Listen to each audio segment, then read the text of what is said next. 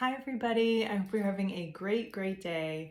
You know the plan for this week. It's all about relationships, which is probably one of the most important things in our lives. So, yesterday we talked about who you're inviting into your car, the 5 seats in your car for the road trip of your life, and whether you need to think about switching up who is actually having the most influence in your life or not.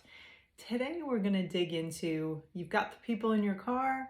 Now, what is the quality of those relationships? And a big part of that is the ability to listen. So, if you've ever seen either a couple or a group of people out together and they're all holding their phones and individually looking down at their phones and not paying any attention to each other, you probably had the same heartbreak that I've had in observing that, or even worse, being one of those people doing that, which is so easily happening these days with the devices just constantly burning a hole in our hands and our pockets and our bags. But really stopping and putting away the screens and tuning into each other has become more of a rarity these days. And I'm reminded of, when we do yoga, we say namaste. And one of the interpretations of that word is, may the light inside of me honor the light inside of you, which is such a beautiful phrase if you really think about it, and really what we should be aiming for in any of our interactions, which is hard to do if you're sitting while the other person's talking thinking, now when do I get to jump in? Or when will she let me squeeze in a word edgewise? That is not the light inside of you honoring the light inside of the other person. So a skill to really work on is tuning in, giving your complete undivided attention and having true interest in what that person is saying and trying to get them to open up and share their experiences. And another tip that I love to think of in that situation is so I trained in dance for many years. And one of the things that my teacher would always say is, when you come to the studio, you leave all your drama, all your baggage at the door. And when you come inside the studio, you're there to dance.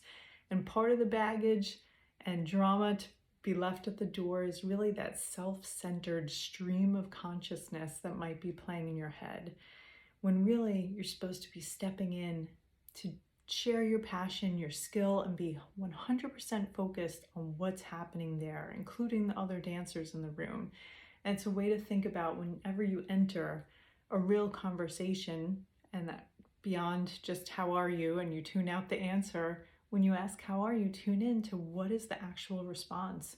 Are you gauging a difference in the energy from that person? Maybe there's something going on in their lives that actually they need you to express some interest and hear them out or give them support.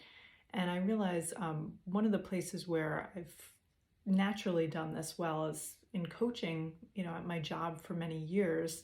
If we're in the office behind closed doors, I'm totally focused in on that person. Time can fly and I'm missing meetings and just really there for them. But I realize I'm not so great at doing that in other relationships in my life. And when I trained for life coaching, we spent quite a bit of time practicing this skill. And I really think just simply being aware of it, we hear a lot like, oh, we're not good listeners. Everybody wants to get a word in. But really, it's such a critical skill if you're trying to invest in those relationships and really deepen them to a new level. So I'd encourage you to, like my dance teacher said, leave your drama, your baggage, your self-centered stream of consciousness at the door, and namaste. Have the light inside of you honor the light inside of the person who you're speaking with. So I would love to hear, what are your tips for being a good listener? And what are the things that maybe you struggle with in being a good listener? I hope you have a great rest of the day until we speak again.